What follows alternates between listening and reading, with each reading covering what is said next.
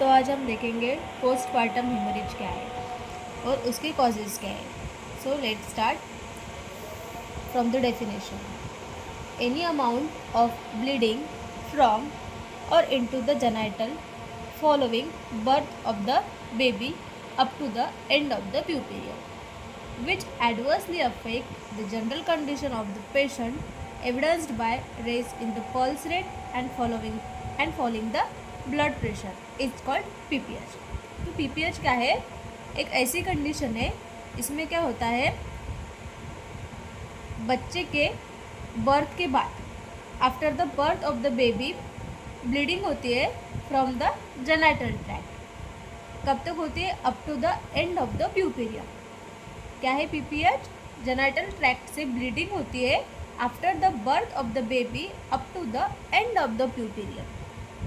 And of the puerperium मतलब क्या है? जो 6 वीक्स का पीरियड रहता है after the birth of the baby, उसे हम कहते हैं प्यूपेरियम। तो प्यूपेरियम तक जो ब्लीडिंग होती है फ्रॉम द जेनिटल ट्रैक्ट, और उसकी वजह से क्या होता है, जो पेशेंट है उसकी जनरल कंडीशन पे एडवर्स इफेक्ट पड़ता है। जैसे कि raise in the pulse rate, उसकी जो पल्स रेट है वो इंक्रीज हो जाती है, और फॉलोइंग द ब्लड प्रेशर, और जो उसका ब्लड प्रेशर है बीपी है वो डिक्रीज हो जाता है। ऐसे एडवर्स इफेक्ट उसकी बॉडी पे होते हैं पेशेंट के, तो उसे हम कहते हैं पोस्टपार्टम हेमरेज। मतलब पोस्टपार्टम हेमरेज क्या है कि जेनिटल ट्रैक्ट से जो ब्लीडिंग होती है after the birth of the baby up to the end of the puerperium. मतलब बच्चे के जन्म के बाद जो 6 वीक्स का पीरियड है तब तक जो ब्लीडिंग होती है जेनिटल ट्रैक्ट से, और उसकी वजह से क्या होता है, जो पेशेंट है उसके बॉडी पे एडवर्स इफेक्ट पड़ता है उसकी जनरल कंडीशन पे। मतलब जैसे कि raise in the pulse rate and decrease in the blood pressure, तो उसे हम कहते हैं postpartum haemorrhage. Hope you all are understand about the definition of PPH. ये जो क्वेश्चन है definition of PPH most commonly exam में बहुत ज़्यादा पूछते हैं। देन हम देखेंगे उसके causes, its causes. So let's see the causes.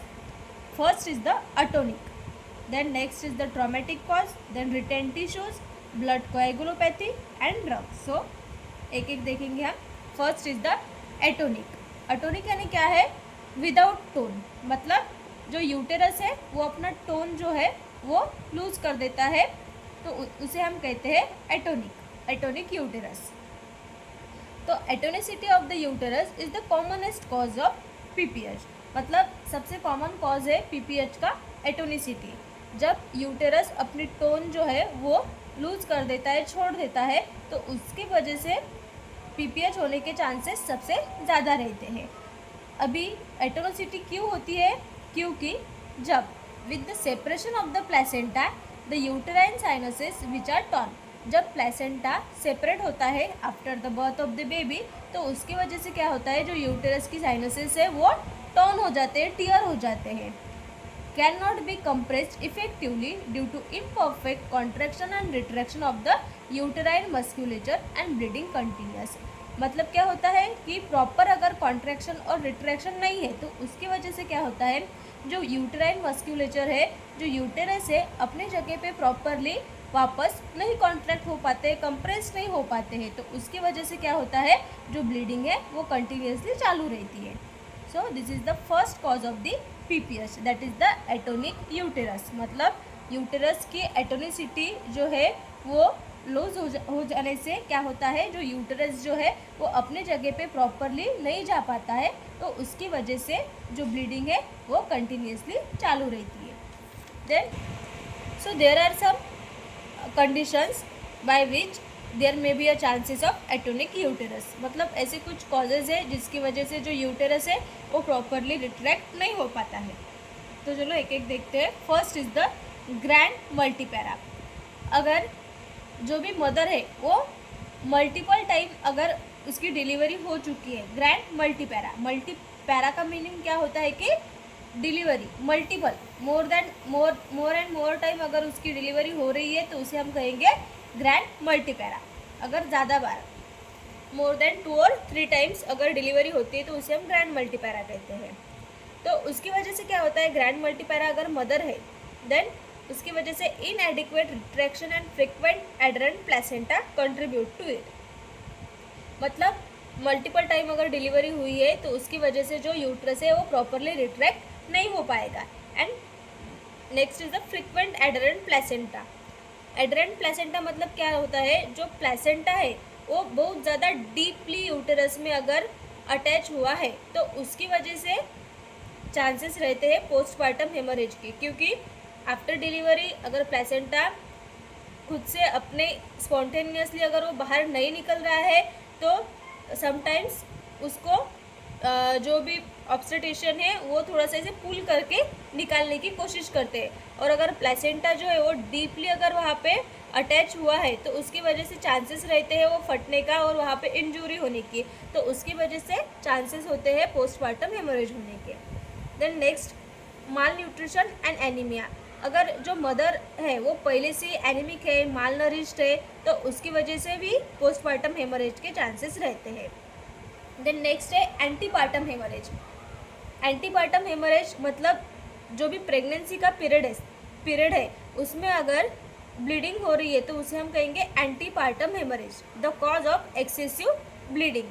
पहले से उसको प्रेगनेंसी में ही ब्लीडिंग चालू अगर है तो उसकी वजह से पोस्टपार्टम हेमरेज के भी चांसेस रहते हैं। Then next is the prolong labour.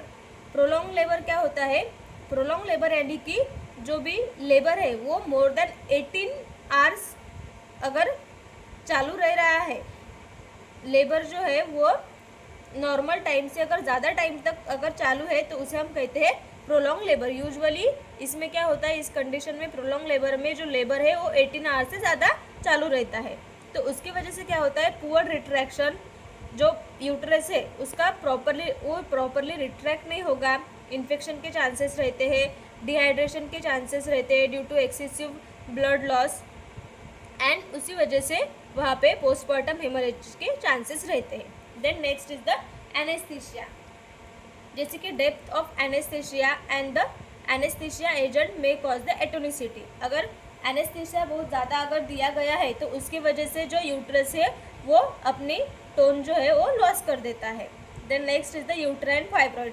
अगर कोई सिस्ट, कोई फाइब्रॉइड है तो उसके वजह से भी जो यूट्रस है वो अपनी एटोनिसिटी हो जाती है यूट्रस की। Then mismanage third stage of labour. ये बहुत ज़्यादा इम्पोर्टेंट है कि जो लेबर की थर्ड स्टेज है वो प्रॉपरली मैनेज होनी चाहिए। अगर थर्ड स्टेज ऑफ लेबर अगर प्रॉपरली मैनेज नहीं हुई है तो उसकी वजह से बहुत ज़्यादा कॉमन चांस रहता है कि पोस्टपार्टम हेमरेज हो। तो मिसमैनेज में क्या रहता है, कभी कभी too rapid delivery of the baby. Properly अगर बेबी की जो डिलीवरी है वो प्रॉपरली नहीं की गई हो तो उसकी वजह से रैपिडली मतलब बहुत फास्ट और इनएडिक्वेटली अगर डिलीवरी हुई है तो उसकी वजह से चांसेस रहते हैं पोस्टपार्टम हेमरेज के। Then premature attempt to delivery of the placenta before it separate. अगर प्लेसेंटा को हम निकाल रहे हैं सेपरेट होने से पहले, जैसे कि हमको पता है कि डिलीवरी होने के बाद 15 मिनट के बाद जो है प्लेसेंटा वो जो है वो सेपरेट हो जाता है, उसके बाद ही हम उसको बाहर निकालते हैं। लेकिन कभी कभी क्या होता है, प्लेसेंटा सेपरेट होने से पहले ही अगर हमने उसको बाहर निकाला तो देयर में भी चांसेस रहते ज़्यादा ब्लीडिंग होने के और इंजरी होने के। Then needing and finding the uterus, मतलब अगर हमने यूटेरस को ज़्यादा प्रेस किया, स्क्वीज किया है फॉर रिमूविंग द प्लेसेंटा और to removing the any conceptus product, तो उस टाइम भी चांसेस रहते हैं पीपीएच होने के। देन पुलिंग द कॉर्ड, अगर हमने जो कॉर्ड है प्लेसेंटा, जो कॉर्ड अटैच रहती है प्लेसेंटा को, तो वो हमने खींची अगर प्लेसेंटा को बाहर निकालने के लिए तो उसकी वजह से भी चांसेस रहते हैं हेमरेज होने के। Then manual separation of the placenta, कुछ कंडीशन में क्या होता है, जो प्लेसेंटा है वो खुद से बाहर नहीं आता है तो कई बार हम मैन्युअली प्लेसेंटा को सेपरेट करते हैं तो उसकी वजह से भी चांसेस रहता है जो यूटेरस है वो अटोनिक हो जाता है, अपनी जो इलास्टिसिटी, अपनी जो टोन है वो लॉस कर देता है। So this is some point जिसकी वजह से जो यूटेरस है वो अटोनिक हो जाता है। Then next is the precipitate labour. इसमें एक पॉइंट है ये कि एटोनिसिटी क्यों होती है, जैसे कि प्रेसिपिटेट लेबर, हमने प्रोलॉन्ग लेबर देखा था, वहाँ पे क्या होता है जो लेबर है वो 18 आवर्स से ज़्यादा चलता है। और प्रेसिपिटेड लेबर में क्या होता है, जो लेबर है वो बहुत ज़्यादा रैपिडली हो जाता है, 3 घंटे से पहले ही लेबर जो है वो प्रोसीड हो जाता है। So in rapid delivery separation of the placenta occurs following the birth, मतलब डिलीवरी के बाद इमीडिएटली प्लेसेंटा जो है वो सेपरेट हो जाता है। And bleeding continues before the onset of uterine retraction, uterus retract होने से पहले ही ब्लीडिंग वहाँ पे चालू हो जाती है because of the rapid delivery of the placenta और immediate separation of the placenta. तो फर्स्ट कॉज अभी हमने देखा, it is atonic uterus. Next cause है traumatic. By the name traumatic we can understand कि अगर यूटरस में कोई ट्रॉमा है, कोई इंजरी हुई है, तो उसकी वजह से जो ब्लीडिंग होती है that is the traumatic bleeding. Trauma to the genital tract usually occur following the operative delivery even after the spontaneous labour. कई बार क्या होता है कि स्पॉन्टेनियस लेबर चालू रहता है, लेकिन हमें कुछ ऑपरेटिव और कुछ इंस्ट्रूमेंट्स यूज करने पड़ते हैं बेबी को बाहर निकालने के लिए।